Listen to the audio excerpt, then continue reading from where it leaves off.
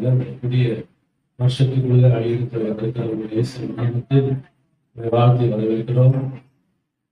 ஆண்டவர் இந்த புதிய வருஷத்துக்குள்ள பிரவேசிக்கும்படியாக ஆண்டவருக்கு விடைபெறுகிறார். தேவன் வருடத்தை வருஷத்தை நன்மையினால் முடிசுகிறார். ஆண்டவர் நிச்சயமாய் இந்த வருஷத்தினுடைய வாக்கு தத்துவத்தின்படி ஆண்டவர் சகலத்தையும் திருப்பிக் கொள்வோம். இதெல்லாம் நீங்க எழுந்து போனீங்களோ, எதையெல்லாம் பறிகொடுத்தீங்களோ, அதெல்லாம் ஆண்டவர் திரும்ப உங்களுக்கு கொடுக்க அவர் உண்மையில காயிருக்கிறார். அல்லேலூயா. அதனால தேவன் வாக்கு தத்துவம் பண்ணினது உண்மையுள்ளவர். அவர் இன்றைக்கு அவர் மாறவே மாட்டார். ஆமென். நிச்சயமா என்னுடைய வருஷத்தினுடைய முடிவில் நீங்க அதை பார்ப்பீர்கள். இதெல்லாம் நீங்க எழுந்து போனீங்களோ அதெல்லாம் நீங்க பெற்றுக்கொள்வீர்கள் என்று விசுவாசிங்க. அல்லேலூயா. ஓகே,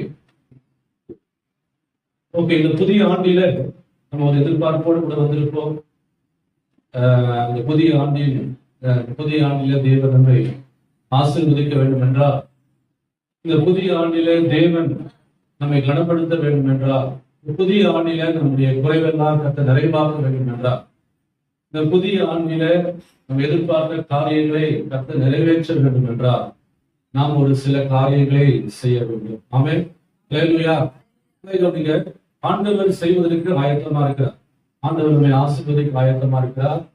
ஆண்டவர் நம்முடைய குறைவெல்லாம் நிறைவாக்க ஆயத்தமா இருக்கிறார். நம்முடைய எல்லா மன விருப்பங்களை ஆண்டவர் நிறைவேற்ற அவர் ஆயத்தமா இருக்கிறார். ஆனா அதுக்கு நம்ம செய்ய வேண்டிய காரியங்கள் இப்பொழுது ஆண்டவர் நமக்கு சொல்வதற்கு ஆயத்தமா இருக்கிறார். அதனால நீங்க கவனமா இதை கேட்கும் பொழுது நிச்சயமாய் இந்த வருஷத்தினுடைய முடிவில் எல்லாவற்றையும் நீங்க திருப்பிக் கொள்வீங்க. கர்த்தர் உங்களை ஆசீர்வதிக்க ஆரம்பிப்பார். ஆமென். அல்லேலூயா. ஓகே, அப்போ இந்த புதிய ஆண்டில தேவன் நம்மை ஆசீர்வதிக்க வேண்டும் என்றால் ஒரு சில காரியங்களை செய்ய வேண்டும். அது என்னன்னு சொல்லி இப்ப நம்ம பார்க்க போகிறோம்.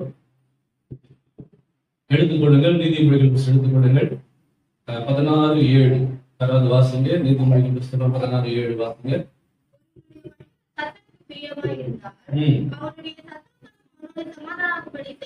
ஓகே, எடுத்தீங்களா எல்லாரும்? பாருங்க, பைபிள்ல போட்டிருக்கு, ஒருவனுடைய வழிகள் கர்த்தருக்கு பிரியமா இருந்தால் சத்துருக்களும் அவனோடு கூட சமாதானமாகும்படி செய்வான்.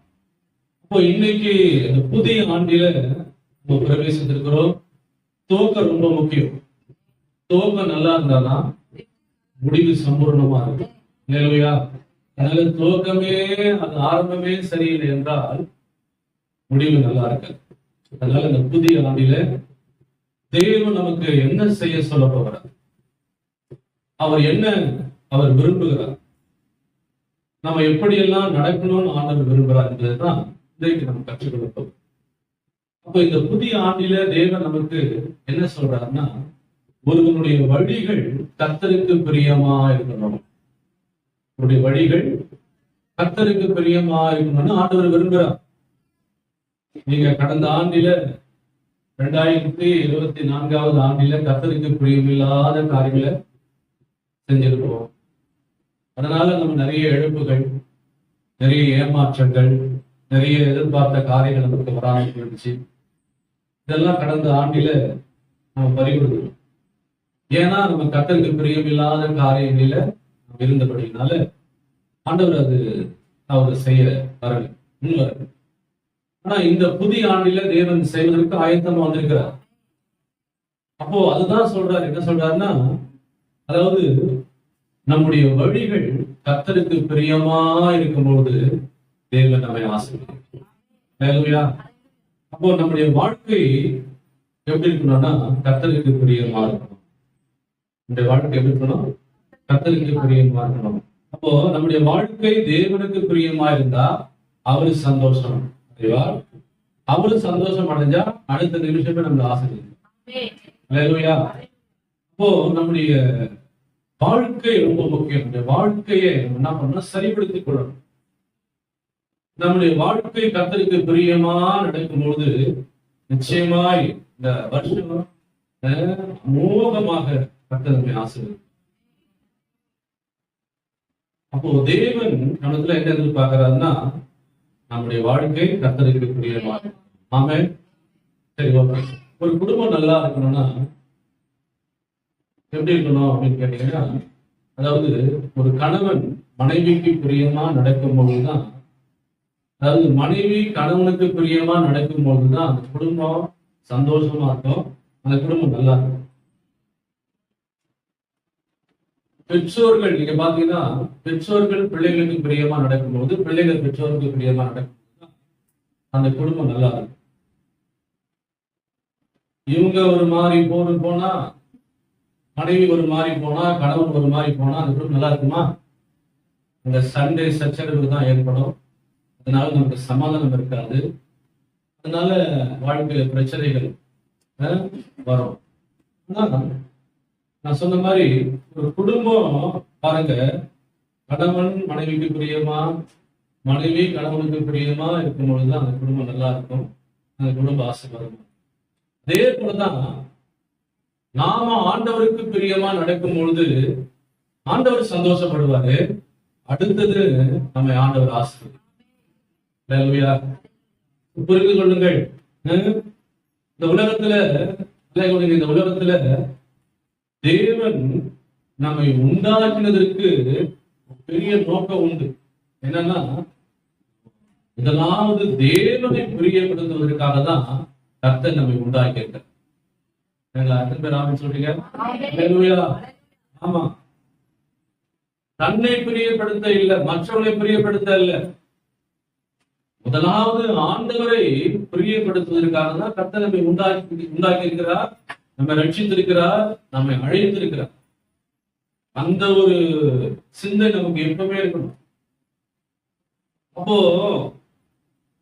கர்த்தருடைய வழிகளை நம்ம அது அந்த வழிகளை விட்டு நம்ம தவறும் பொழுதுதான் என்ன ஆகும்னா, சில நேரத்துல நம்ம எதிர்பார்த்த காரியங்கள் ஆசீர்வாதங்கள் எல்லாம் அப்படியே தடையா இருக்கு.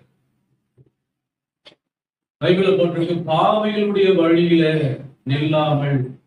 பைபிள்ல பாவைகளுடைய வழியில நில்லாமல்.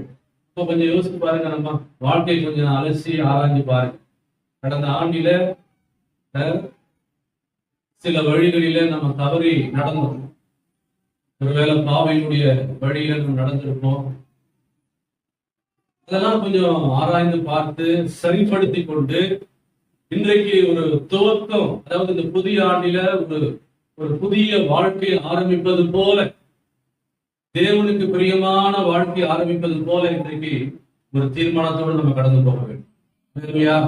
நம்ம ஆண்டவரே, கடந்த ஆண்டில நாங்க எங்க வாழ்க்கை உங்களுக்கு பிரியமா இல்ல, நான் புதிய ஆண்டில நம்ம பிரியமா வாழ அர்ப்பணிக்கிறேன், ஒப்புக்கிறேன் என்று சொல்லுறதுதான் ஆசீர்வாதம். புரிந்து கொள்ளுங்கள். அப்போ தேவன் அதற்காக தான் நம்மை ரட்சித்திருக்கிறார், அவரை பிரியப்படுத்துவதற்காக தான் தேவன் நம்மை அழைத்திருக்கிறார். அதை புரிந்து கொள்ளுங்கள். சங்கீத புஸ்தகம் எடுத்துக் கொள்ளுங்கள், 143 10வது வசனம் யாராவது வாசிங்க.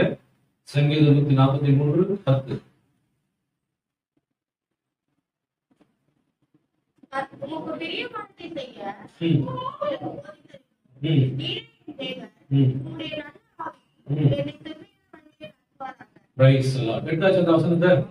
பாருங்க, சங்கீதக்காரன் சொல்ற, தாவீது சொல்றாரு, உமக்கு பிரியமானதை செய்ய எனக்கு போதித்தருளும். அருமையான ஜெபம்.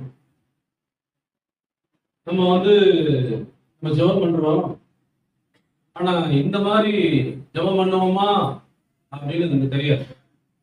ஆனா இங்க தாவீது ஜெபம் பண்றாரு பாருங்க.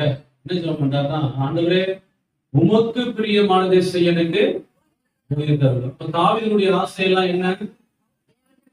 ஆண்டவரே, நான் எனக்காக வாழக்கூடாது, எனக்கு பிரியமா வாழக்கூடாது, நான் உமக்கு பிரியமா நான் வாழணும், உமக்காக நான் வாழணும். அல்லேலூயா. சில பேர் ஆண்டவர் சொல்லுங்க, ஆண்டவரே நான் உமக்காக வாழ்வேன், உண்மை பிரியப்படுத்தி வாழ்வேன், எனக்காக ஒரு நாள் வாழ மாட்டேன். ஆமென். அதுதான் ஒரு அருமையான ஜெபம். இப்ப தாவீதுடைய வாழ்க்கை அப்படி இருந்ததுனாலதான் தாவீதை கர்த்தர் ஆசீர்வதிச்சார். தாவீதை எவனும் தொடவே முடியல. சத்துருக்கள் அவனை கிட்டி நெருங்கி வந்தாங்க, ஆனா அவன் தொடவே முடியல. ஏன்னா அந்த அளவுக்கு கர்த்தர் அவன் மேல பிரியமா இருந்தார். அல்லேலூயா. கர்த்தர் தாவீதை ஆசீர்வதித்தார். அதுதான் பாருங்க, அவன் ஜெபம் பண்ற, ஆண்டவரே அவனுக்கு பிரியமானதையே செய்ய ஆண்டவரே, அது எனக்கு கட்டுத்தாங்க, எனக்கு அது போதிங்கன்னு சொல்றான். அப்போ அந்த அந்த ஒரு என்ன சொல்றா, அந்த ஒரு ஏக்கம், அந்த ஒரு அந்த விருப்பம் நமக்கு என்ன பண்ண தெரியுமா, எப்பவுமே இருக்கணும். அல்லேலூயா. ஓகே, அதுக்கு அடுத்தது பாருங்களேன், 2 கொரிந்தியர் புத்தகம் 5:9 வாசிங்க. 2 கொரிந்தியர் 5:9.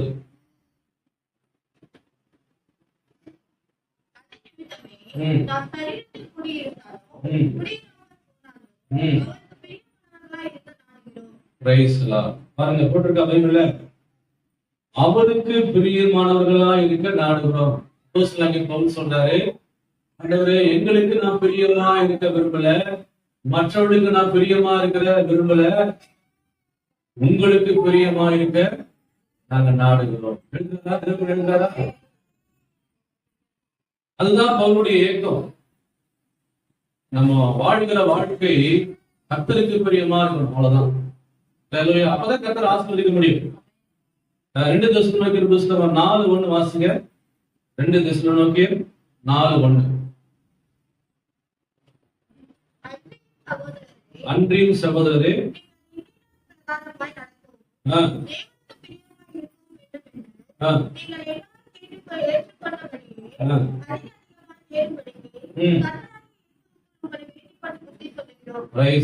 பவுல் பாருங்க எழுதுறாரு, எழுதுறாரு சகோதரர்களுக்கு, அதாவது தேவனுக்கு பிரியமா இருக்க வேண்டும் என்று உங்களிடத்தில் நான் வேண்டுகிறேன். அல்லேலூயா. அவரும் பிரியமா இருக்கணும்னு விரும்புறாரு, மற்றவர்களையும் பிரியமா இருக்கணும் என்று எழுதுறாரு. அதுதான் ஒரு நல்ல ஒரு கிறிஸ்தவனுக்கு அடையாளம். அதுதான். அல்லேலூயா. ஆமா, அப்படிதான் நம்ம வாழணும், அப்படிதான் நம்ம வாழ்க்கையை அமைத்துக் கொள்ளணும். அப்படி பிரியமா அல்லது பிரியமா வாழ்ந்தாதான் கர்த்தர் நம்மை ஆசீர்வதிக்க முடியும். ஆண்டவர் நம்ம பிரியமா இருக்க முடியும். ஆனா அந்த வழியை விட்டு நம்ம விலகி போகும்போதுதான் ஆண்டவர் எதிர்பார்த்தது நம்ம நன்மைகள், ஆசீர்வாதங்கள் இதெல்லாம் நமக்கு கிடைக்காம போகுது. அதாவது வழி விலகி போகும்போதுதான், வழி மாறி போகும்போதுதான் நமக்கு ஆசீர்வாதங்கள் தடைபடுது. ஆனா கர்த்தருக்கு பிரியமான நடக்கும் பொழுது நான் சொல்றேன், ஆண்டவர் உன்னை ஆசீர்வதிப்பாரு, உன்னை மேன்மைப்படுத்துவாரு, உன்னை கனப்படுத்துவாரு. இந்த வருஷத்துல புதிய ஆண்டில ஆண்டவர் எப்படி இருப்பாருன்னா, நீ அவருக்கு பிரியமா வாழ்ந்தினா கர்த்தர் என்ன பண்ணுவாரு, ஆசீர்வதிப்பார். ஆசீர்வதிப்பாராங்க. எல்லாருக்கும் நமக்கு ஏக்கம், நமக்கு எல்லாரும் விருப்பம் தெரியுமா, ஆண்டவர் ஆசீர்வதிக்கணும், ஆண்டவர் உயர்த்தணும், ஆண்டவர் என் பேரை பெருமைப்படுத்தணும், ஆண்டவர் என்னை கனப்படுத்தணும். இதெல்லாம் நமக்கு ஆசை இருக்குதான். ஆனா நான் சொல்றேன், அதனாலதான் ஆண்டவர் சொல்றாரு, உன் வழியை நீ என்ன பண்ணு, கர்த்தருக்கு பிரியமா நீ மாற்றிக்கொள்ளும் பொழுது, உன் வழியை கர்த்தருக்கு பிரியமா மாற்றிக்கொள்ளும் பொழுது உனக்கு நன்மைகள், ஆசீர்வாதங்களை கர்த்தர் கொடுக்க உண்மையில் வராது. கொஞ்சம் உங்க வாழ்க்கையை இன்னைக்கு நீங்க சரிப்படுத்திக் கொள்ளணும். உங்க வாழ்க்கையை சரிப்படுத்திக் கொள்வதற்கு நீங்க முன் வரணும். ஆமென். அல்லேலூயா.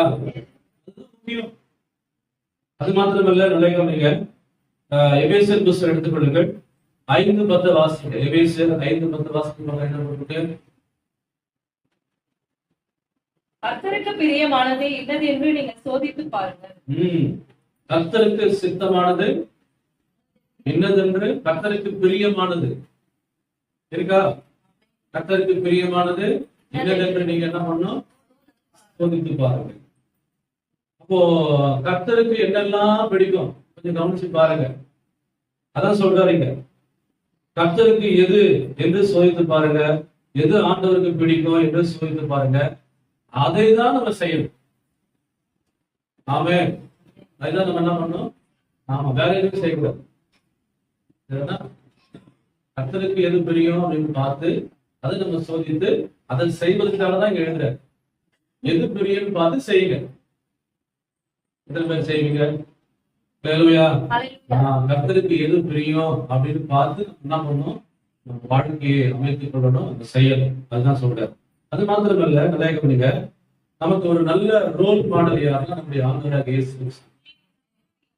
ஆண்டவராக இயேசு கிறிஸ்து பைபிள்ல போட்டிருக்கு. யோவான் 8:29 என்ன போட்டிருக்கு பாருங்க. யோவான் புஸ்தகம் 8:29 எடுத்துக்கொள்ளுங்கள். என்னை அனுப்பினவர் என்னுடன் கூட இருக்கிறார், பிதாவுக்கு பிரியமானவர்களை நான் எப்பொழுது செய்கிறபடினால அவர் என்னை தனியே இருக்க விடவில்லை. இருக்க பைபிள்ல பாருங்க, எவ்வளவு அழகா இருக்கு இந்த பைபிள்ல.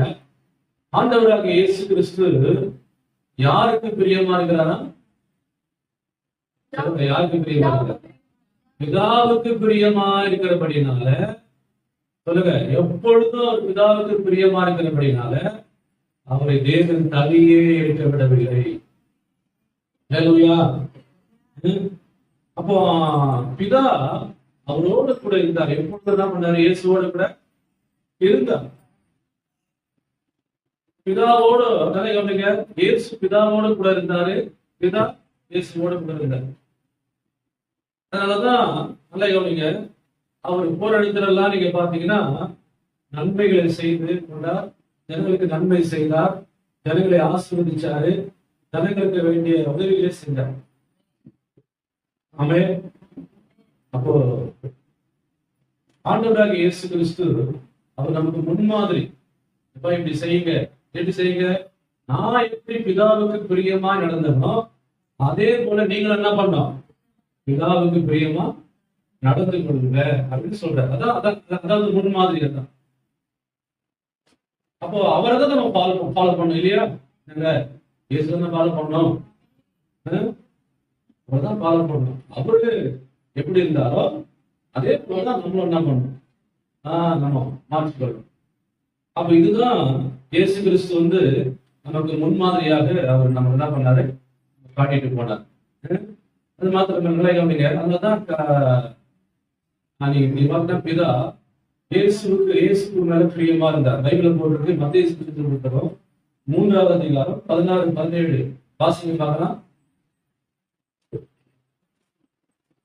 மத்தேயு இயேசு ஞானஸ்நானம் பெற்று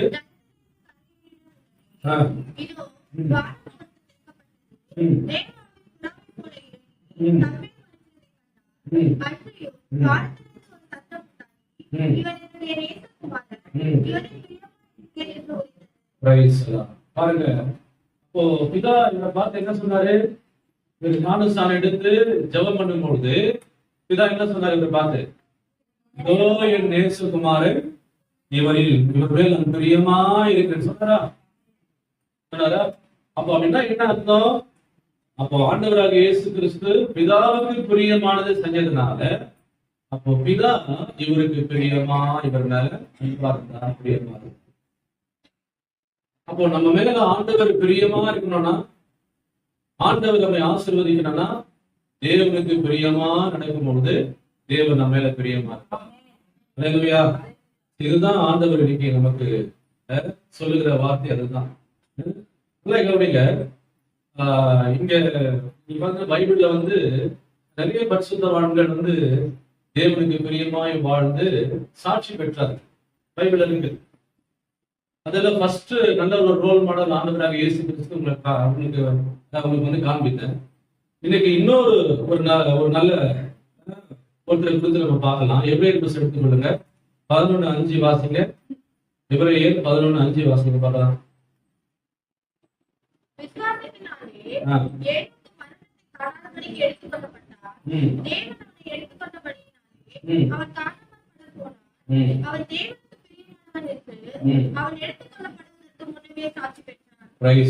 ஏனோக்கு படிச்சிருக்கீங்களா? ஏனோக்கு குறித்து பைபிள்ல போட்டிருக்கு, ஏனோக்கு தேவனுக்கு பிரியமானவன் என்று சாட்சி பெற்றார். நல்லா கவனிங்க. ஏனோக்கு குறித்து நீங்க ஆதியாகம புத்தகத்துல படிச்சு பாருங்க. அதாவது ஏனோக்கு மரணத்தை காணாதபடிக்கு தேவன் எடுத்துக்கொண்டார். அவ்வளோ ஒரு நெருக்கமா வாழ்ந்தார். தேவனோட என்ன பண்ணாரு? ஒரு க்ளோஸா ஒரு நெருக்கமா வாழ்ந்தாரு. அதனால என்ன ஆச்சுன்னா, தேவனே என்ன பண்ணாரு? அவனுக்கு பிரியமானவனா இருந்தபடினால ஏனோக்கு எடுத்துக்கொண்டார். ஆதியாகமத்துல என்ன போட்டிருக்குன்னா ஏனோக்கை குறித்து, ஏனோக்கு தேவனோடு 300 வருஷம் தேவனோட கூட சஞ்சரித்து கொண்டிருந்து குமாரரையும் குமாரத்தைகளையும் பெற்றார். போட்டிருக்க அவைகள்ல எனக்கு குறித்து தான் போட்டிருக்கு. ஏனோக்கு தேவனோடு கூட சஞ்சரித்து கொண்டிருந்து குமாரரையும் குமாரத்தைகளையும் பெற்றார். அப்ப இவன் ஒரு குடும்பஸ்தன். இவங்க பைபிள் இவனை குறித்து என்ன போட்டிருக்கு? ஒரு குடும்பஸ்தன். அப்ப இன்னைக்கு பலர்லாம் என்ன நினைக்கிறாங்கன்னா, பொண்டாட்டி பிள்ளைங்களோடு நம்ம வச்சுக்கிட்டு வாழ்ந்தாக்கா தேவனுக்கு பிரியமா வாழ முடியாது, ரொம்ப கஷ்டம் சார். இவனுக்கு அப்படிலாம் பைபிள் சொல்லல. பைபிள் சொல்லுதா? கல்யாணம் ஆகிறதுக்கு முன்னாடி பிரியமா வாழலாம், கல்யாணம் ஆகிறதுக்கு ஆன பிறகு பிரியமா வாழ முடியாதுன்னு சொல்லுதா பைபிள்? இவங்கள ஒரு கதை கட்டிக்கலாம். இவனுக்கு வேதம் அப்படி சொல்லவே இல்லை. அப்போ இவருடைய ஒரு குடும்பஸ்தன் பாருங்க, இவருடைய பிள்ளைங்க இருந்தாங்க, மனைவி இருந்தாங்க, பொறுப்புகள் இருந்தது, வேலை செஞ்சுட்டு இருந்தாரு. ஆனாலும் நல்லா கவனிங்க, மத்தியில கர்த்தரோடு கூட நெருக்கமாய் வாழ்ந்தா. நெருக்கமா வாழ்ந்தா. சில ஆட்கள் பேச்சுலரா இருந்தா நல்லா நம்ம தேடலாம் அப்படின்னா, கல்யாணம் ஆகிட்டா ரொம்ப கஷ்டம் பாஸ்டர். இந்த பிள்ளைங்களை வச்சுக்கிட்டு கூட மனைவிய சுமந்துட்டு வேலையை பார்த்துக்கிட்டு இதெல்லாம் கொஞ்சம் கஷ்டம் பாஸ்டர். நான் சொல்றேன், நீ எப்படி சொல்ற, ஆனா பைபிள் அப்படி சொல்லல. அல்லேலூயா. ஆமா. அப்பனா என்ன அர்த்தம்? இவர் சொல்றது என்ன அர்த்தம் தெரியுமா? அப்ப ஒரு பேச்சுலர், ஒரு வாலிபனா கல்யாணம் ஆகிறதுக்கு முன்னாடி தேவன் மேல அளவு கடந்து அன்பு வச்சிருந்தான். இப்ப கல்யாணம் ஆயிட்ட பிறகு அன்பெல்லாம் குறைஞ்சு போச்சான். அப்படியா? அப்படிதான் போகுது. கல்யாணம் ஆகிறதுக்கு முன்னாடி ஆமா ஆண்டவரே உண்மை விட்டு நான் பெரியாத இருப்பேன் ஆண்டவரே அப்படின்னு இருந்துட்டு, கல்யாணம் ஆகிட்ட பிறகு பொறுப்புகள்லாம் வரும்பொழுது என்னாச்சுன்னா கொஞ்சம் கொஞ்சமா அன்பு குறைஞ்சு போச்சு. சொல்றேன், பைபிள் அப்படி சொல்லலை. தேவன் மேல வைத்த அன்பு நாளுக்கு நாள் கூடிக்கொண்டே போகணுமே கண்டி, ஒரு நாள் குறையவே கூடாது. அல்லேலூயா. குறையவே கூடாது. ஏன்னா நல்லா கவனிங்க, நாமும் தேவன் மேல அந்த வைக்கிற அன்பு தான் உங்களை ஆசீர்வாதத்துக்கு நேராக கொண்டு போகும். அல்லேலூயா. அப்போ ஏனோக்கை குறித்து பைபிள் அருமையான ஒரு சாட்சி இருக்கிறது. என்னன்னா, அவன் மரணத்தை காணாதபடிக்கு எடுத்துக்கொள்ளப்பட்டான். தேவன் எடுத்துக்கொண்டார். அவன் எடுத்துக்கொள்வதற்கு முன்பாக தேவனுக்கு பிரியமானவன் என்று சாட்சி பெற்றான். அல்லேலூயா. அப்போ உங்களால என்னால சாட்சி பெற முடியுமா? சொல்லுங்க, தேவனுக்கு பிரியமானவன் என்று சாட்சி பெற முடியுமா? ஆமென் வரப்படுது. ஆமா. ஆண்டவர் உங்களை பார்த்து நீ எனக்கு பிரியமானவன் அப்படின்னு சொல்ல முடியுமா? சொல்லணும். எனக்கு பிரியமானவன் சொல்லணும். அதுதான் நல்ல சாட்சி. அல்லேலூயா. ஆமா, அது எடுக்கும். பரிசுத்தவான்கள் எடுத்தாங்க, நல்ல சாட்சி எடுத்தாங்க. அதுதான் பைபிள் நமக்கு போதிக்கிறது. அதனால கல்யாணம் ஆகிட்ட பிறகு இது கஷ்டம்னு சொல்லக்கூடாது. தேவனுடைய அன்பு என்னைக்கும் மாறாது. அந்த அன்பு குறையக்கூடாது. அல்லேலூயா. அந்த அன்பில வளர்ந்து கொண்டே போகணும். அல்லேலூயா. ஆமா, அதுதான் பைபிள் சொல்லுது. புரிந்து கொள்ளுங்கள். அப்போ ஏனோக்குடைய வாழ்க்கை தேவனுக்கு பிரியமா இருந்தனால கர்த்தர் ஏனோக்கை ஆசீர்வதிச்சார். ஆமென். ஓகே. அது மாத்திரமல்ல, தாவீது ஒரு குடும்பஸ்தன். தாவீதுக்கு மனைவி பிள்ளைங்களா இருந்தாங்களா? இருந்தாங்க. தாவீது வேலை செஞ்சாரா? என்ன வேலை செஞ்சாரா? ஆடு வச்சுட்டு இருந்தாரா? சரி, செஞ்சுட்டு இருந்தாருல ஆடுலாம். சரி, ஓகே. ஆனா நல்லா கேளுங்க, ஆனா தாவீதை குறித்து பைபிள் சொல்லுகிறது, அப்போஸ்தலர் நடவடிக்கைகள் எடுத்துக் கொள்ளுங்கள். 13:22 வாசிக்கலாம். என்ன போட்டிருக்கு? 13:22.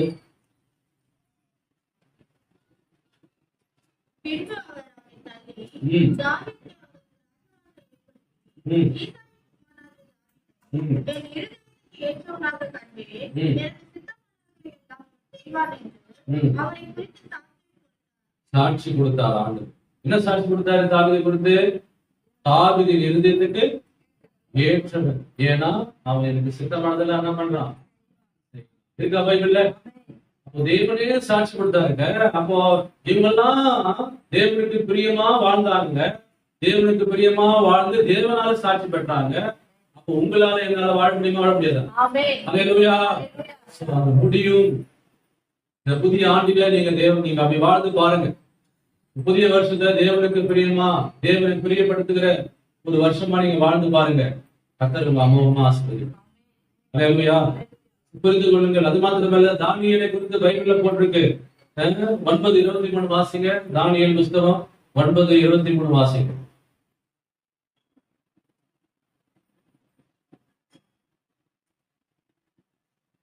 அவன் எனக்கு பிரியம், மிகவும் பிரியமானவன். இருக்கா பைபிள்ல? இருக்காங்க, எடுக்கிறீங்களா? சொல்லுங்க, என்ன போட்டிருக்கு? நீ மிகவும் பிரியமானவன் சொல்றாரு பாருங்க. நீ மிகவும் பிரியம்.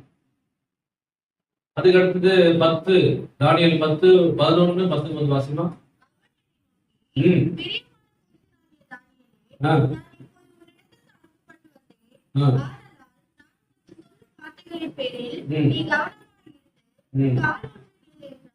பிரியமான புருஷனே சொல்றாரா? பிரியமான புருஷனே. அதுக்கு அடுத்தது 19, பிரியமான புருஷனே. இருக்கா பைபிள்ல? இருக்கா?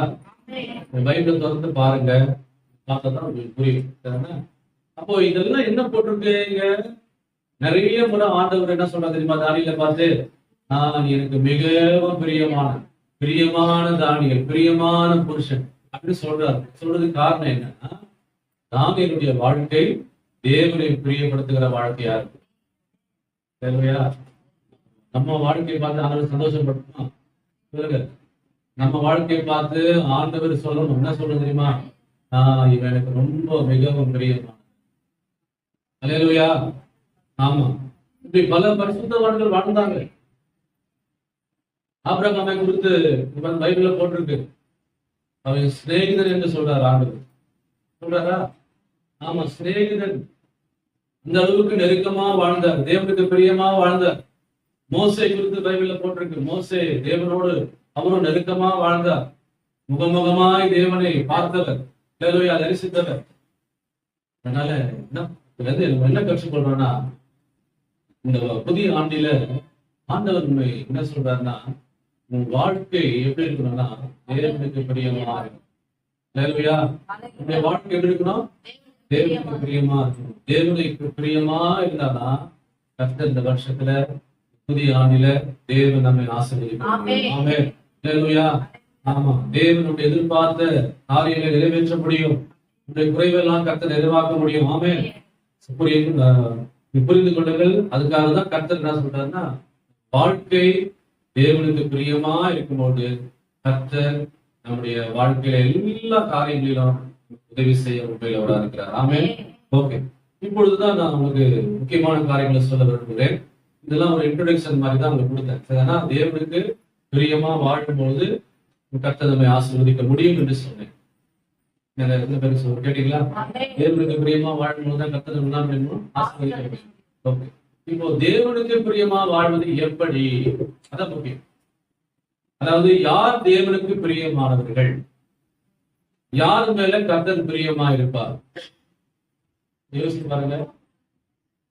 தேவனுக்கு பிரியமா வாழணும்னு படிச்சோம். ஆனா தேவனுக்கு பிரியமா வாழ்வது எப்படி வாழணும்? அதுதான் முக்கியம். ஆமா, அதான் முக்கியம். யார் மேல கர்த்தர் பிரியமா இருப்பாரு? யார் தேவனுக்கு பிரியமானவர்களா இருக்க முடியும் அப்படின்னு பாத்தீங்கன்னா, முதலாவதாக ஜெபிக்கிறவர்கள் தேவனுக்கு பிரியமானவர்கள். ஜெபிக்கிறவர்கள் தேவனுக்கு பிரியமானவர்கள். அதற்கு ஆதாரமாக ஒரு வசனத்தை எடுத்துக் கொள்ளுங்கள். 1 ராஜாக்கள் புஸ்தகம் 3:10 வாசித்து பார்க்கலாம். 1 ராஜாக்கள் புஸ்தகம் 3:10.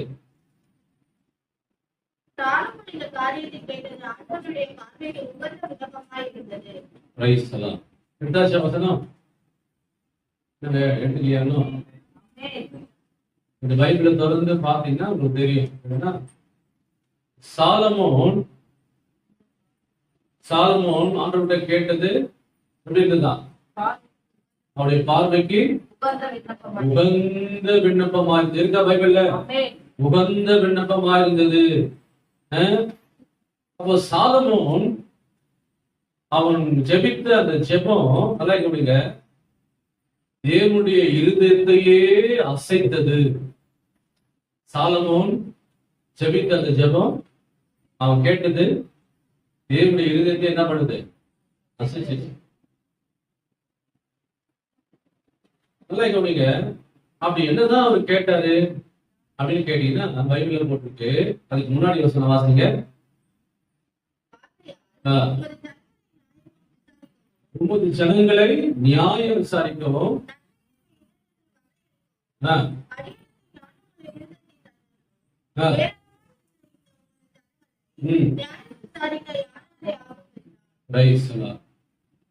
ஜனங்களை நியாயம் விசாரிக்கணும் கேக்குறாரா? சரி, இப்போ நல்லா கவனிங்க. ஃபர்ஸ்ட் பாயிண்ட் என்னன்னா, யாரு தேவனுக்கு பிரியமானவர்கள்னா ஜெபிக்கிறவர்கள் தான் தேவனுக்கு பிரியமானவர்கள். ஆமென். சரி, ஓகே. நீங்க எப்படி ஜெபம் பண்றீங்க? சொல்லுங்க, நீங்க எப்படி ஜெபம் பண்றீங்க? ஆண்டவரே, இன்னைக்கு நான் வேலைக்கு போறேன், என்னை ஆசீர்வதிங்க, என் கூட வாங்க, அப்படியா? சரி. ஆண்டவரே, என் குடும்பத்தை ஆசீர்வதிங்க, என் பிள்ளைகளை ஆசீர்வதிங்க. ஆண்டவரே, என் குடும்பம் நல்லா இருக்கணும், என் வாழ்க்கை நல்லா இருக்கணும். ஆண்டவரே, எனக்கு ஒரு வாழ்க்கை துணையை தாங்க. ஆண்டவரே, எனக்கு ஒரு வீடை தாங்க, ஒரு வேலையை தாங்க. என்னங்க சொல்றது புரியுதா? நம்ம எப்படி ஜெபம் பண்றோம்? ஜெபிக்கிறவர்கள் தான் தேவனுக்கு பிரியமானவர்கள் என்று நான் சொன்னேன். சோ நம்முடைய ஜெபம் எப்படிப்பட்ட ஒரு ஜெபமா இருக்கிறது? கவனிங்க, தேவன் விரும்புகிற ஜெபம் தான் தேவனுடைய இருதயத்தை மாற்றக்கூடிய. தேவன் விரும்புகிற ஜெபம் எது? இப்ப சாலமோன் கேட்டாரு பாத்தீங்களா? என்ன கேட்டாரு சாலமோன்? ஆண்டவரே, இந்த ஜனங்களை நியாயம் விசாரிக்கணும் ஆண்டவரே அப்படின்னு கேட்டாரு பாத்தீங்களா? நியாயம் விசாரிக்கணும் ஆண்டவரே, அதற்கு எனக்கு ஞானமுள்ள இருதயத்தை. அப்போ பைபிள் என்ன போட்டிருக்குன்னா, சாலமோன் கேட்ட அந்த விண்ணப்பம் கர்த்தருடைய பார்வையில் உகந்ததா இருந்தது, தேவனுக்கு பிரியமா இருந்தது. அல்லேலூயா, தேவனுக்கு பிரியமா இருந்தது. அப்படி யாருக்காக கேட்டாருங்க? சாலமோன் தனக்காக கேட்கவில்லை. சாலமோனு தனக்காக கேட்க. சாலமோன் ஆண்டவரே, எனக்கு இதை தாங்க, அதை தாங்க, நான் நல்லா இருக்கணும் அப்படின்னு கேட்கவே இல்லை. கேட்டதெல்லாம் மக்களுக்காக கேட்டார். சொல்லுங்க பாக்குறாங்க, ஜனங்களுக்காக கேட்டார். அப்ப ஜனங்கள்னா யாரு? தேசம். ஜனங்கள்னா யாரு? தேசத்தை குறிக்கிறது. அப்போ நம்முடைய ஜெபம் எப்படிப்பட்ட ஒரு ஜெபமா மாறணும் தெரியுமா? சொல்லுங்க. தேசத்துக்காக ஜெபிக்கிற ஒரு ஜெபமாக நம்ம ஜெபமா. அல்லேலூயா. அதுக்காக நம்ம ஜெபிக்கணும். தேசத்துல நலனுக்காக நம்ம ஜெபிக்கணும். தேசம் நல்லா இருக்கிறதுக்காக நம்ம ஜெபிக்கணும். தேசம் பாதுகாப்புக்காக ஜெபம் பண்ணணும். தேசம் சமாதானமா இருக்க ஜெபம் பண்ணணும். தேசம் அழிவு வரக்கூடாது என்று ஜெபம் பண்ணணும். தேசம் நல்ல பொருளாதாரத்துல உயர்ந்திருக்கணும்னு ஜெபம் பண்ணணும். ஆண்டவரே, தேசம் ஆண்டவரே, தேசத்துக்குள்ள எந்த ஒரு என்ன சொல்றது குறைவுகள் வரக்கூடாது அப்படின்னு ஜெபம் பண்ணணும். அல்லேலூயா. அதுதான் தேவன் விரும்புகிற ஒரு ஜெபம். அதனால சாலமோன் கொஞ்சம் நல்லா கவனிங்க. அவன் பெரிய ராஜாவா இருந்தான். ராஜாவா இருந்து தேவன் கேட்டாரு, சாலமோனே, நீ விரும்புகிற இடத்துல கேள்வி. டக்குன்னு சொன்னா என்ன தெரியுமா? ஆண்டவரே, அவர் சிறு பிள்ளையை போல இருக்கிற இந்த ஜனங்களை நம்பி கொடுத்திருக்கீங்க, இவர்களை நான் நியாயம் விசாரி. அப்ப சாலமோனுடைய விருப்பம் என்ன தெரியுமா? ஜனங்களுக்கு நல்லதை செய்யணும், ஜனங்க நல்லா இருக்கணும், ஜனங்க ஆசீர்வாதமா இருக்கணும். அப்படின்னா என்ன? அவரு நான் எப்படின்னா சொல்லுங்க, நான் எப்படி இருந்தா பரவாயில்ல, ஆனா எங்க மக்கள் நல்லா இருக்கணும், எங்க ஜனங்க ஆசீர்வதிக்கப்படணும், எங்க ஜனங்க ரட்சிக்கப்படணும், எங்க ஜனங்களை நியாயம் விசாரிக்கணும். இதுக்கு எனக்கு ஞானம் தான். அப்போ தேவன் விரும்புகிற ஜெபம் என்ன தெரியுமா? தேசத்துக்காக ஜெபிக்கிற ஜெபம். சோ இனிமேல் உங்க ஜெபம் எப்படிப்பட்ட ஜெபமா மாறும்னா, நான் சொல்றேன், சுயநலமான ஜெபம் தயவு செஞ்சு செய்யாதீங்க. இப்ப பாரு ஒரு சின்ன குழந்தைங்க பண்ற மாதிரி பென்சில் தாங்க, பேனா வாங்கி கொடுங்க, என்ன அப்புறம் எனக்கு இது தாங்க அது தாங்கன்னு கேட்காதீங்க. பண்ண வேண்டியதுல தெரியுமா? தேசத்துக்காக பாரப்பட்டுச்சு. ஆமா. சரி, ஓகே. இப்போ தேசம்ன்றது ஒரு பரந்து இருக்குது. தேசம் என்று இந்திய தேசம் எடுத்துட்டீங்கன்னா அது ஒரு பரந்த ஒரு தேசமா இருக்குது. குறுகிய தேசமா இருக்குதா? சொல்லுங்க. ஒரு பரந்த தேசமா இருக்கு. இப்ப அந்த பரந்த தேசம் நல்லா கேளுங்க. அப்போ அதுல எவ்வளவோ ஜனங்கள் இருக்கிறாங்களா? மக்கள் இருக்கிறாங்க. இப்போ எங்கெங்கெல்லாம் மக்கள் இருக்கிறாங்க அதான் நமக்கு தெரியணுமா தெரியக்கூடாதா? தெரியணுமா தெரியக்கூடாதா? ஆமா. சரி, ஓகே. சரி, நம்முடைய இந்திய தேசத்துல என்னென்ன ஸ்டேட்லாம் இருக்கு தெரியுமா? தெரியுமா?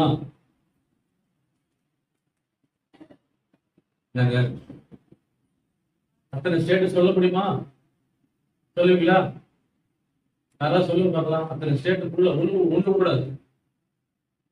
நான் சொல்றேன், ஒரு 5 ஸ்டேட் நீங்க சொன்னீங்கன்னா ஒரு 5 ஸ்டேட் சொல்லுவீங்க. ஒரு 10 ஸ்டேட் சொல்லுவீங்க, அதோட சொல்ல மாட்டீங்க. கரெக்டா நான் சொல்றது? அல்லேலூயா. நான் சொல்றேன், இந்திய தேசம் என்பது சொல்றேன் பரந்த ஒரு தேசமா இருக்குது. அது ஒவ்வொரு மாநிலங்கள் அடங்கி இருக்கிறது. ஒவ்வொரு மாநிலம், நிறைய மாநிலங்கள் அடங்கி. இப்ப இந்த மாநிலங்கள் எல்லாம் நம்ம தெரிஞ்சாதான் நாம அதை வச்சு பேரை வச்சு நம்ம ஜெபம் பண்ண முடியும். நம்ம என்ன நினைக்கிறோம்னா, எதுக்கு பாஸ்டர் இதெல்லாம்? ஏதோ நமக்காக ஜெபம் பண்ணுமா, ஏதோ நமக்காக குடும்பத்துக்காக ஜெபம் பண்ணுமா? அது தெரிஞ்சானா தெரியாம இருந்தா ஏதோ நான் ஜெபம் பண்ணிட்டு என் பிள்ளைங்க நல்லா இருந்தா ஜெபம் பண்ணிட்டு அது போதும் பாஸ்டர். நான் சொல்றேன், நீ வாழ்க்கையில உயர்ந்த நிலைமைக்கு வரவே முடியாது. ஆமா. ஏன்னா நீ ஒரு குறுகிய கட்டத்துக்குள்ள இருக்கிற, ஒரு குறுகிய கட்டத்துக்குள்ள ஒரு சுயநலமா இருக்கிற. தேவனை ஆசீர்வதிக்க முடியாது. அதுக்கு ஒரு பெருந்தன்மை வேணும், ஒரு நல்ல இருதயம் வேணும். ஆண்டவரே என் குடும்பம், ஆண்டவரே பரவாயில்ல, குடும்பம் எப்படி இருந்தா பரவாயில்ல, என் தேசம் நல்லா இருந்தா போதும் அப்படின்ற ஒரு மனுஷனை தான் கர்த்தர் ஆசீர்வதிப்பார். ஹல்லேலூயா. ஆசீர்வதிக்க முடியும். நீ கொஞ்சம் யோசிச்சு பாருங்க, இன்னைக்கு நம்ம ஜெபம் எப்படி இருக்குது? நம்ம பண்ற ஜெபம் கூறியே தாண்ட மாட்டேன். ஆமா. நான் இன்னைக்கு ஒரு தீர்மானம் பண்ணுங்க. என்னன்னா, ஆண்டவரே தேசத்துக்கு இருக்கிற ஒவ்வொரு மாநிலங்கள் பேர்களை வச்சு அங்க இருக்கிற எல்லா ஜனங்களுக்காக மன்றாடி ஜெபிக்க தீர்மானம் பண்ணுங்க. அல்லேலூயா. தீர்மானம் பண்ணுங்க. வீட்டுல ஒருவேளை நீங்க ஜெபம் பண்ணீங்கன்னா ஜெபம் பண்ணலாம். ஆனா வீட்டுல உங்களால ஜெபம் பண்ண முடியாது.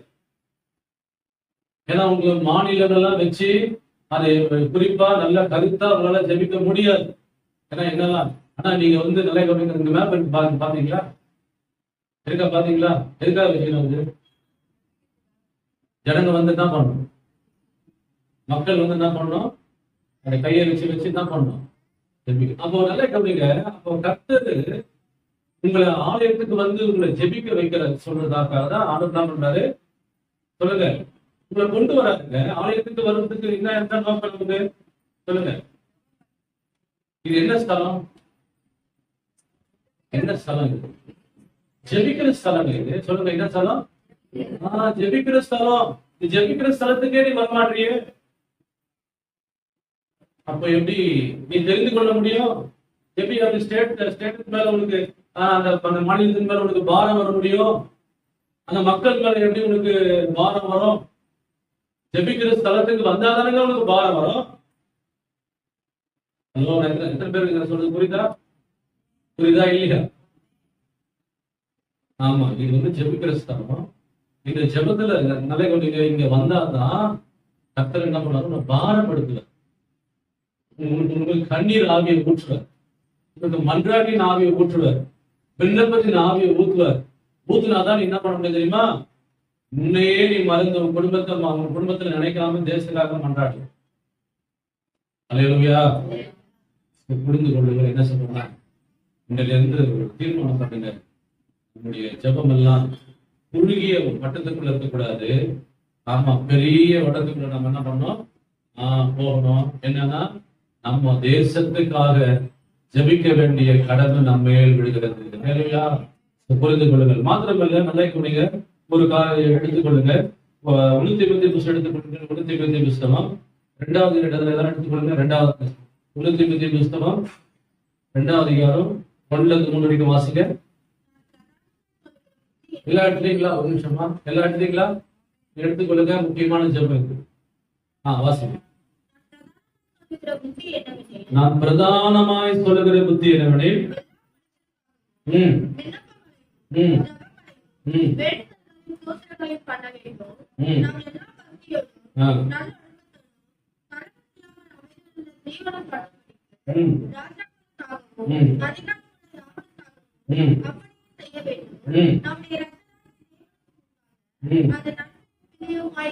எப்படி இருக்குது இந்த ஜெபம்? ரட்சகராகிய தேவனுக்கு உண்டான எப்படி இருக்குது? நன்மையும் பிரியமுமா இருக்கிறது. அல்லேலூயா. யார் மேல கர்த்தர் பிரியமா இருப்பார் தெரியுமா? ஜெபிக்கிறவர்கள். எப்படி ஜெபம்? எப்படிப்பட்ட ஜெபத்துக்கு மேல பிரியமா இருப்பாரு? தேசத்துக்காக. அப்படி முதல்ல என்ன விஷ்ணுவர் தெரியுமா? பைபிள்ல போட்டான் பிரதானமாய் சொல்லுகிற புத்தி அப்படின்னா என்ன தெரியுமா? முதலாவது நம்ம ஏறெடுக்கிற ஜெபம் எது? முதலாவது ஏறெடுக்கிற ஜெபம் புத்தி என்னவெனில் எல்லா மனுஷருக்காக. எல்லா மனுஷருக்காக என்ன அர்த்தம்னா ஒரு தேசத்தை குறிக்கிறது. அல்லேலூயா. இந்திய தேசத்தை குறிக்கிறது. அப்போ நம்ம தேசத்துக்காக முதல்ல என்ன பண்ணோம்? ஜெபிக்கணும். ஆமென் சொல்லுங்க. தேசத்துக்காக ஜெபிக்கணும். அது மாத்திரம் இல்ல, அடுத்தது என்ன பண்றது சொல்லுங்க. நாம் எல்லா பக்தியோடும் எப்போ நமக்கு பக்தி வரும்? சொல்லுங்க. எப்போ நமக்கு பக்தி வரும்? தேசத்துக்காக யாரு ஜெபம் பண்றாங்களோ அவங்களுக்கு தான் பக்தி வரும். சரிதானா? சரி, அதுக்கு அடுத்தது என்ன வரும்? எப்போ நல்ல ஒழுக்கம் வரும்? எப்ப நல்ல ஒழுக்கம்? எப்ப நம்ம நல்ல ஒழுக்கமா மாறுவோம்? சொல்லுங்க. வீணான வார்த்தை பேசணும்ல, இதெல்லாம் நம்ம எப்போ இதெல்லாம் சொல்லுங்க கண்ட்ரோல் பண்ண முடியும்? அதான் புரியுற மாதிரி சொல்றேன். சில ஆளுங்க வீணான வார்த்தைகளை பேசிக்கிட்டு டிசிப்ளினே இல்லை. பேச விட்டா பேசிட்டே இருப்பாங்க. நான் ஜெபத்துக்கு வர மாட்டாங்க. அல்லேலூயா. ஆமா. இப்ப டிசிப்ளின் வாழ்க்கை எப்போ டிசிப்ளின் வரும்? பக்தி எப்போ வரும்? சரி, அதுக்கு அடுத்தது கலகம் இல்லாமல் அமைதி உள்ள. எப்போ நம்முடைய வாழ்க்கையில அமைதி வரும்? குடும்பத்துல எப்போ அமைதி வரும்? அதாங்க தேசத்துக்காக நீ நின்னா உன் குடும்பத்துல கர்த்தர் என்ன தெரியுமா? அமைதியை ஆண்டவர் கொடுத்த ஆசை. ஜெபிக்க வரவே மாட்டோமே. சொல்லுங்க, ஆண்டவரை கேளுங்க. ஆண்டவரே, இந்த புதிய வருஷத்துக்காவது தீர்மானம் பண்ணுங்க. ஆண்டவரே, ஜெபனா நான் ஓடி வந்துடுவேன். ஆண்டவரே சொல்லுங்க. ஜெபனா ஆமா ஓடி வந்துருங்க. அதை பண்ணுங்க முதல்ல. அதை பண்ணீங்கன்னா ஆட்டோமேட்டிக்கா உங்களுக்கு ஆண்டவர் எல்லாத்தையும் என்ன பண்ணுவாரு? ஆமா, எல்லாத்தையும் உங்களுக்கு வாய்க்க பண்ணுவாரு. எல்லாத்தையும் ஆண்டவர் உங்களுக்கு சந்திக்க ஆரம்பிப்பாரு. அல்லேலூயா. நம்ம அதை செய்யாம நாம வேற ஏதாவது பண்ணிட்டு இருந்தோம்னா நான் சொல்றேன், நாம எதிர்பார்த்தது நிச்சயமா நிறைவேறாது. இதுலதான் ஆண்டவர் சொல்றாரு. அப்போ உனக்கு பக்தி வரணும், உன் குடும்பத்துல சமாதானம் வரணும், உன் குடும்பத்துல ஒழுக்கமா நீ மாறணும்னா முதல்ல நீ தேசத்துக்காக ஜெபம் பண்ணுப்பா. நான் உன் குடும்பத்தை மாத்துறேன், நான் உன் குடும்பத்தை ஆசீர்வதிக்கிறேன், உன் குடும்பத்துல சமாதானத்தை கொடுக்குறேன். சொன்னீங்க. அல்லேலூயா. அதனால ஜெபம் இனிமேல் சொல்லுங்க சுயநலமா இருக்கக்கூடாது. தேசத்துக்காக நம்ம மன்றாடணும். ஆமென். தேசத்துக்காக நம்ம ஜெபிக்கணும். தேசத்துக்காக பாரப்படணும். அல்லேலூயா. பாருங்க, நம்ம தேசத்துல ஒவ்வொரு நாளும் இன்னமும் அழிவை நோக்கி போய் கொண்டிருக்கிறது. ஒவ்வொரு நாளும் அதாவது என்ன சொல்றது, விபச்சாரம் நடந்து கொண்டிருக்கிறது. கொலை என்ன சொல்றது, நிறைய அநியாயங்கள் அக்கிரமங்கள் தலைவிரித்துக் கொண்டிருக்கிறது. அப்போ இதெல்லாம் நம்ம பார்த்துக்கிட்டு சும்மா இருந்தா நான் சொல்றேன், நம்மள மாதிரி சொல்லுங்க, நம்மள மாதிரி சொல்லுங்க, நம்மள மாதிரி யாரும் யாருமே சொல்ல புரியுதா? இந்த மாதிரி வேற சொல்ல வந்தேன், வேற சொல்லிட்டேன். புரியுதா உங்களுக்கு? நம்ம நான் சொல்றேன், அதாவது நம்ம தேசத்துல ஏதாவது ஒரு நடந்தா யார் பொறுப்பு? நம்ம தான் சார் பொறுப்பு. நம்ம தான் பொறுப்பு. நம்ம தான் கர்த்தர் கணக்கு கேட்பாரு. அதனால நாமும் அதை பார்த்துட்டு அமைதியா இருந்துட்டோம்னா நான் சொல்றேன், நம்ம வாழ்க்கையும் நல்லா இருக்காது, மற்றவங்களையும் தேசமும் மாறாது. அல்லேலூயா. இன்னைக்கு நம்ம தேசம் நல்லா இருக்கிறதுக்கு ஒரு காரணம் தெரியுமா? சொல்லுங்க. ஆமா, தேசத்துல ஆளுகை செய்கிற அரசியல் கட்சி தலைவர்களால் அல்ல, நல்லா கவனிங்க, ஜெபிக்கிற உங்களால என்னாலதான் இன்னைக்கு பேச புரிஞ்சா? அல்லேலூயா. அப்போ தேசம் ரொம்ப முக்கியங்க. தேசம் நல்லா இருக்கணும். தேசத்துல பாருங்க, மழை இல்லைன்னா ரொம்ப கஷ்டம். அப்ப நம்ம ஜெபித்தாதான் கர்த்தர் மழையை கொடுக்க முடியும். அல்லேலூயா. தேசத்துல பஞ்சம் வந்துச்சுன்னா அவ்வளவுதான், வறட்சி வந்துச்சுன்னா அவ்வளவுதான். நான் சொல்றேன், எல்லாமே கியூல நிக்க வேண்டியதுதான். ரொம்ப கஷ்டப்படும். ஆமே. அதனால இப்பவே நம்ம என்ன பண்ணணும்னா, தேசத்தின் நலனுக்காக, தேசத்துடைய சமாதானத்துக்காக என்ன இப்போ நீங்க பார்த்திருப்பீங்க சமீபத்துல, அதாவது ரஷ்யாவுக்கும் யுக்ரைனுக்கும் என்ன நடக்குது? போர் நடக்குதா? யோசிச்சு பாருங்க. ஒவ்வொரு நாளும் எத்தனையோ பேர் செத்து மடிந்து கொண்டிருக்கிறார். இந்த ஜனங்களுக்கு நிம்மதியே இல்லை. எப்பயாவது தேசத்தை விட்டு வெளியே போனாலும் அங்க அவங்க அடைக்கலம் கொடுக்கறதுக்கு யாரும் வரமாட்டாங்க. என்ன பண்றது, வழி இல்லைன்னு சொல்லிட்டு அங்கேயே மக்கள் ஒரு ஏதாவது என்ன சொல்றது, இந்த அண்டர் கிரவுண்ட்ல போய் பதுங்கிட்டு சாப்பாடு இல்லாம, பிரெட் இல்லாம இன்னைக்கு கியூல வந்து அலைந்து கொண்டிருக்கிறாங்க. பிள்ளைகள் முதல் பெரியவர்கள். வீடே இல்ல, வீடெல்லாம் நொறுங்கி போச்சு. யோசிச்சு பாருங்க. சந்தோஷமா இருக்க முடியுமா? சொல்லுங்க, சந்தோஷமா இருக்க முடியுமா? சமாதானமே போயிடுச்சு. எல்லாருக்கும் சமாதானமே போயிடுச்சு. நாளைக்கு என்ன நடக்குமோ அப்படின்றது இன்னைக்கு கேள்விக்குறியாகி போச்சு. பிள்ளைங்களை வச்சுட்டு ரொம்ப கஷ்டப்பட்டு கொண்டிருக்கிறாங்க. ஆனா அந்த நிலைமை நமக்கு ஒருவேளை நமக்கு ஒரு தேசத்துக்கு வந்துச்சுன்னா நம்ம யோசிச்சு பாருங்க. இதுக்காக தான் ஆண்டவர் சொல்றாரு, தேசத்தின் நலனுக்காக நீ ஜெபி. அல்லேலூயா. தேசத்தினுடைய ஆசீர்வாதத்துக்காக நீ ஜெபம் பண்ணு. அல்லேலூயா. அப்போ தேசத்தின் நலனுக்காக நீ ஜெபம் பண்ணும்போது நான் சொல்றேன், நீயும் நல்லா இருப்ப, தேசமும் நல்லா இருக்கும். ஆமென் சொல்றீங்க. அல்லேலூயா. புரிந்து கொள்ளுங்க, அதுதான் முக்கியம். அது மாத்திரம் இல்ல, நல்லா கவனிங்க. போட்டிருக்கு, நம்முடைய ரட்சகராகிய தேவனுக்கு முன்பாக அது நன்மையும் அதுதான் பிரியமா இருக்கிறது. பைபிள்ல போட்டிருக்கு, எல்லா மனுஷரும் ரட்சிக்கப்படவும் சத்தியத்தை அறிவடையும் அவர் சித்தமுள்ளவராக இருக்கிறார். ஆமென். சோ அப்ப தேவன் ஆண்டவர் ரட்சிப்பாரா? எப்ப ரட்சிப்பாரு? ஜனங்களை எப்ப ரட்சிப்பாரு? நான் ஜெபம் பண்ணாதான் ரட்சிப்பேன். ஆமென். நம்ம ஜெபிச்சாதான் ஆண்டவர் என்ன பண்ணுவாரு? கிரியை செய்வார். ஜெபம் பண்ணுவோம் சொல்லு, ஜெபம் பண்ணாதான் ஆண்டவர் என்ன பண்ணுவாரு? ஜனங்கள் ரட்சிக்க முடியும். அதனால நம்ம ஜெபிக்காம காரியங்கள் மாறுதலாக முடியாது. அல்லேலூயா. ஆமா, நம்ம ஜெபிக்காம சூழ்நிலை எல்லாம் மாறாது. அதனால ஜெபம் பண்ணாதான் சூழ்நிலை எல்லாம் மாற்ற செய்வார். ஆமென். ஓகே, இன்னைக்கு அதாவது இதுல யாரெல்லாம் ஜெபம் பண்ணாங்க அப்படின்னு சொல்லி நம்ம பார்க்க போறோம். பைபிளை கொஞ்சம் எடுத்துக்கொள்ளுங்க, சீக்கிரமா மணி இல்ல, எடுத்துக்கொள்ளுங்க. ஆதியாகம புத்தகத்துல 18ஆம் அதிகாரம் 20 32 வரைக்கும் நீங்க வாசித்து பாருங்க. நீங்க யாரும் படிக்க தேவையில்ல, கொஞ்சம் நான் சொல்லிட்டு வந்திருக்கேன். ஆபிரகாம் யாருங்க? ஒரு நீதிமான். இப்போ இவர் எதுக்காக ஜெபம் பண்ணாருன்னா, நல்லா கவனிங்க, சோதோம் கோமோரா பட்டணத்துக்காக ஜெபம் பண்ணாரு. சோதோம் கோமோரா பட்டணத்துல அப்படி என்னதான் நடந்தது அப்படின்னா பாத்தீங்கன்னா, பாவம் பெருகிச்சு. பாவம் என்ன பண்ணிடுச்சு?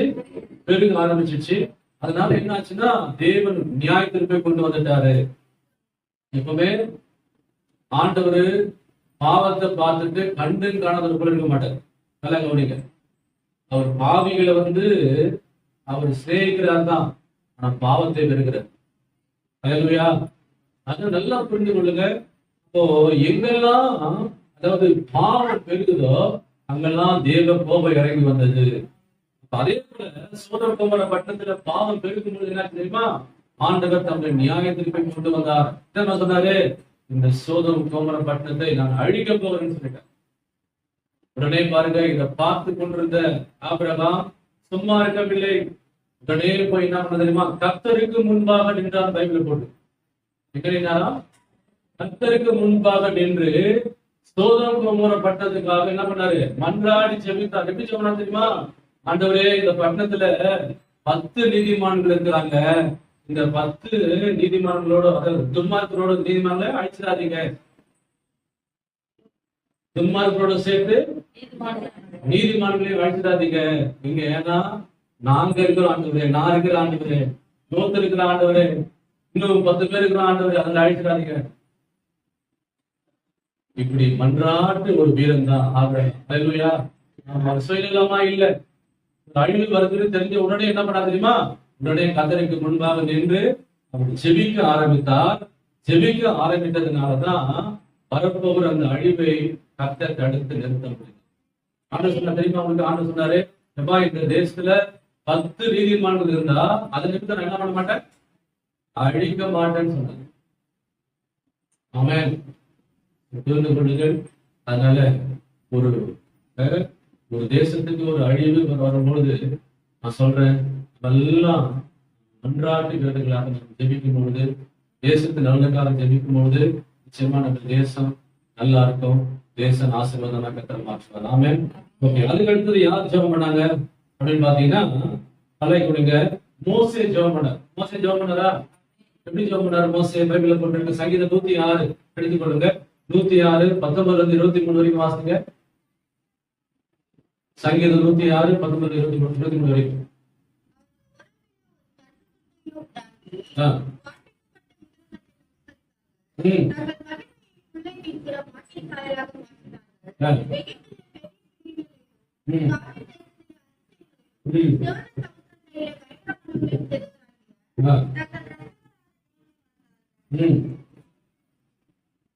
படிமா ஆகையா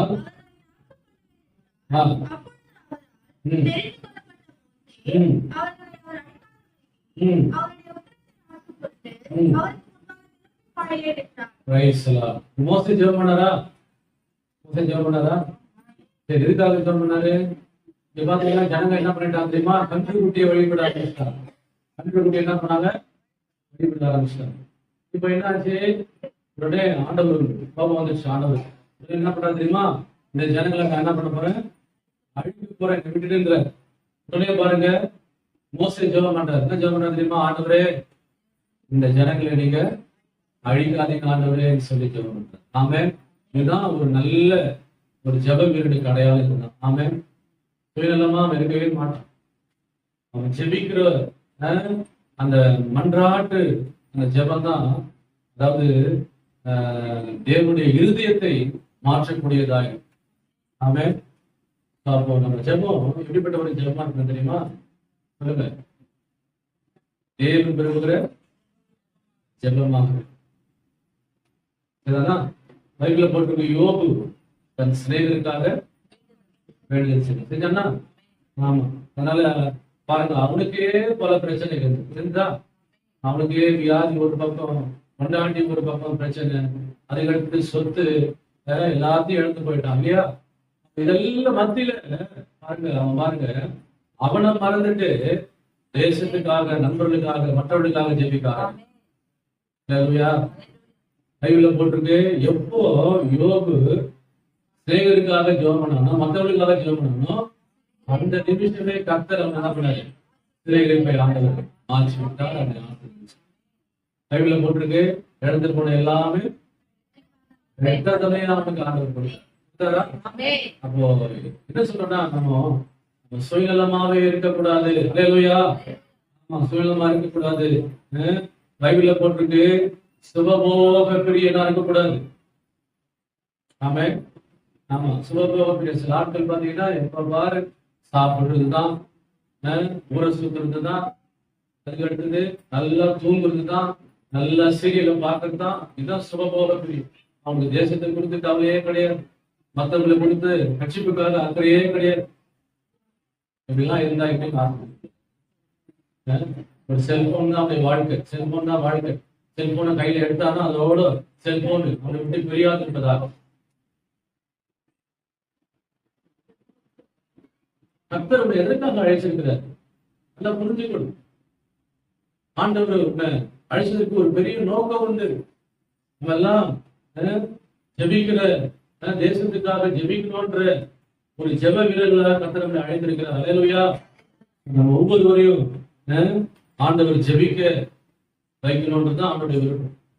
என்ன சொல்றீங்க? அல்லேலூயா. ஆமா. அதனால பைபிள்ல இவங்க எல்லாம் என்ன பண்ணாங்க போட்டிருக்கு, ஜெபிக்கிறவர்களா இருந்தாங்க. கர்த்தர் ஆசீர்வதிச்சார். பைபிள்ல போட்டிருக்கு, ரோமர் 10:1 போட்டிருக்கு, அப்போஸ்தலனாகிய பவுல் ஜெபம் பண்றாரு. என்ன ஜெபம் பண்றா தெரியுமா? சகோதரரே, இஸ்ரவேல் ரட்சிக்கப்பட வேண்டும் என்பதே இருதயத்தின் விருப்பமோ நான் தேவனை நோக்கி செய்யும் விண்ணப்பமா இருக்கிறது. ஜெபம் பண்றாரா? என்ன ஜெபம் பண்றாருங்க? அவருக்காக ஜெபம் பண்ணாரா? சொல்லுங்க, யாருக்காக ஜெபம் பண்ணாரு? சொல்லுங்க, யாருக்காக ஜெபம் பண்ணாரு? இஸ்ரவேல் ஜனங்களுக்காக ஜெபம் பண்ணாரு. ஆமே. மற்றவங்களுக்காக ஜெபம் பண்ணுங்க, மற்றவங்களுக்காக ஜெபிக்க வாங்க. உங்களை முதலாவது ஆசீர்வதிக்கும். அல்லேலூயா. புரிந்து கொள்ளுங்கள். அதனால இயேசு கிறிஸ்துவோட சிந்தை நமக்குள்ள இருக்கணும். என்ன சிந்தை இருக்கு அவருக்குள்ள? பைபிள்ல போட்டிருக்கு, அவனவன் தனக்காரர்கள் அல்ல பிறருக்காரனையே நோக்குவானாக. சொல்லுங்க, அதுதான் பைபிள்ல போட்டிருக்கு. கிறிஸ்து இயேசுவின் சிந்தையே உண்மையில் இருக்க கடவுது. நம்முடைய சிந்தை எப்படி இருக்கணும்னா, நான் சொல்றேன், நாமும் நமக்காக வாழ்வதற்காக அல்ல, மற்றவங்களுக்காக மற்றவங்களுடைய நலனுக்காக ஜெபிக்கதான் ஆண்டவர் இடம் பண்ணிருக்காரு. இத வைத்திருக்கிறாருங்க. அல்லேலூயா. ஆமா. அதனால நம்ம குடும்பம் நல்லா இருக்கணும், நம்ம பிள்ளைங்க நல்லா இருக்கணும், நான் ஆசீர்வதிக்கணும், ஆண்டவர் என்ன எனக்கு நல்லா இருக்கும், என்ன ஆசீர்வாதம் கொடுக்கணும் அப்படின்றது அல்ல. அதையெல்லாம் விட்டுட்டு நான் சொல்றேன், நீங்க எப்போ மற்றவங்களுக்காக நீங்க மன்றாடுறீங்களோ, எப்போ தேசத்துக்காக நீங்க ஜெபிக்கிறீங்களோ, எப்போ அதிகாரிகளுக்காக ஜெபம் பண்றீங்களோ, அப்பதான் கர்த்தர் என்ன பண்ணுவாரு? ஆசீர்வாதம். ஆமென். பைபிள் போட்டிருக்க ராஜாக்களுக்காக அதிகாரம் யாருக்காக ஜெபம் பண்ணணும் இருக்கா பைபிள்ல? ராஜாக்கள்னா யாரு? அப்போ ஆளுங்க செய்யறாங்கல்ல, யாரு? குடியரசுத் தலைவர், பிரதமர், அப்புறம் மத்திய அமைச்சர்கள், எம்பிகள் இருக்கிறாங்களா? இவெல்லாம் சொல்லுங்க, இவங்க பேர்லாம் தெரியுமா? அப்புறம் ஒவ்வொரு மாநிலத்துல முதலமைச்சர் இருக்கிறாங்களா? அவரோட இருக்கிறாங்களா? அமைச்சர் இருக்கிறாங்களா? எம்எல்ஏ இருக்கிறாங்களா? பாருங்க எவ்வளவு பேர் இருக்கிறாங்க பாருங்க, லிஸ்ட் வந்து பாருங்க. அதுக்கு அடுத்தது அப்புறம் காவல்துறை அதிகாரிகள், மாவட்ட ஆட்சியர் இருக்கிறாங்களா? மேயர் இருக்கிறாங்களா? கவுன்சில் இருக்கிறாங்களா? சொல்லுங்க, அரசாங்கத்துல வேலை செய்யற எல்லா அரசாங்கங்களும் இருக்காங்களா? இவங்கெல்லாம் ஜெபம் பண்ண நம்ம விழுந்த கடமைங்க. அல்லேலூயா. இதுக்கெல்லாம் நீ ஜெபம் பண்ணாதான் கர்த்தர் உங்களை ஆசீர்வதிக்க முடியும். அல்லேலூயா. அதனால இதுதான் தேவன் விரும்புகிற ஜெபம், தேவன் இருதயத்தை மாற்றக்கூடிய ஜெபம். அதனால ஜெபம் காரியங்களை மாற்றும், ஜெபம் சூழ்நிலையை மாற்றும். ஜெபம், நான் சொல்றேன், ஜெபிக்கிறவனுடைய ஜெபத்தை ஆண்டவர் கேட்டு ஜெயத்தை ஆண்டவர் கொண்டு வருவார். இன்றைக்கு இருந்து ஒரு தீர்மானம் பண்ணுங்க. என்ன தீர்மானம்? ஆண்டவரே, உமக்கு பிரியமானதை நான் என்ன பண்ணும்? செய்யணும். என்ன செய்யணும்? உமக்கு பிரியமானதை நான் எனக்காக ஜெபம் பண்ண மாட்டேன். சொல்லுங்க, எனக்காக நான் ஜெபம் பண்ண மாட்டேன், என் குடும்பத்துக்காக நான் ஜெபம் பண்ண மாட்டேன். முதலாவது பிரதானமாய் சொல்லுகிற புத்தி என்னவனே, முதல் ஏறெடுக்கிற ஜெபம் எது தெரியுமா? தேசத்துக்காக நம்ம ஏறெடுக்கணும். அல்லேலூயா. அதுக்கு அடுத்து ராஜாக்களுக்காக ஏறெடுக்கணும். இதெல்லாம் லிஸ்ட் அப்படியே வருது. சபைக்காக ஜெபம் பண்ணணும், அப்புறம் ஊழியக்காரர்களுக்காக ஜெபம் பண்ணணும். நாங்க ஜெபம் பண்றீங்களா? அதுக்கு அடுத்தது நம்முடைய என்ன சொல்றது பகுதிக்காக ஜெபம் பண்ணணும். அதனால எவ்வளவு காரியம், ஜெபிக்க வேண்டிய காரியம்லாம் இருக்குங்க. இதெல்லாம் நம்ம என்ன பண்ண தெரியுமா? நீங்க மனசுல வச்சுக்கிட்டு அதுக்காக நீங்க ஜெபிக்கும் போதுதான் கர்த்தர் உங்க சிறையிருப்ப மாற்ற முடியும். அதாவது ஆண்டவர் உன்னை ஆசீர்வதித்து உன்னை ஆண்டவர் கனப்படுத்துவார். ஆமென். அல்லேலூயா. அதனால தேவன் விரும்புகிற ஜெபம் எதுனா சொல்லுங்க, தேசத்துக்காக ஜெபிக்கிற மன்றாட்டு ஜெபத்தை தான் தேவன் விரும்புகிறார். ஆமென். நீங்க ஒரு தீர்மானம் பண்ணுவோம், ஆண்டவரே, நான் தேசத்துடைய நல்லதுக்காக நான் ஜெபிப்பேன். ஆமென். அல்லேலூயா. நம்ம சபைகளுக்காக நான் ஜெபம் பண்ணுவேன், ஊழியர்களுக்காக ஜெபம் பண்ணுவேன். ஆண்டவரே, அந்த விக்கிரங்களுக்கு பின்னாடி போய் கொடுத்த ஜனங்களுக்காக ஜெபம் பண்ணுவேன், ரட்சிக்கப்படாத மக்களுக்காக ஜெபம் பண்ணுவேன் அப்படின்ற ஒரு பாரம் நமக்குள்ள என்ன பண்ணணும்? நம்ம எல்லாரும் ஜெபிக்கணும். ஆமென். ஜெபம் பண்ணுவீங்களா? நம்ம எல்லாரும் அப்படியே எழுதுனீங்க. இன்னைக்கு ஆண்டவருக்கு பிரியமானவர்கள் யாருன்னா செபிக்கிறவர்கள் தான் தேவனுக்கு பிரியமானவர்கள். அடுத்த வாரம் இன்னொரு பாயிண்ட்